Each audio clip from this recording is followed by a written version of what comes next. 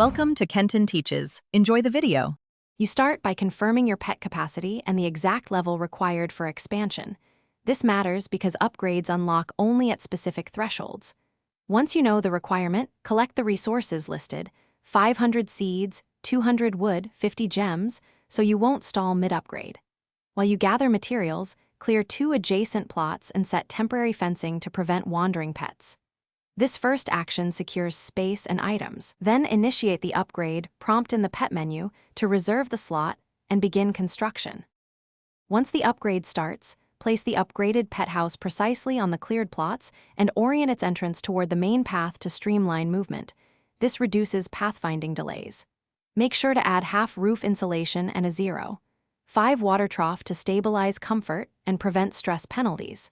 Next, assign pets to the new space in batches so their routines update smoothly. As you configure behavior scripts, test 1 or 2 animals first to confirm feeding and play schedules, sync correctly before moving the rest. Finish by adding toys, feeders, and a 10% habitat boost item to lock in benefits and improve happiness quickly.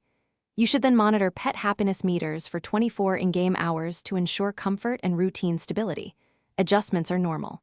If you encounter problems, pets not entering, stuck paths, or missing buffs, reset pet paths, move the house 1 tile, and resave the layout to force a path recalculation. Once fixed, confirm all pets are assigned, and the upgrade delivers the expected capacity increase. Thanks for watching. Please subscribe if this video was helpful.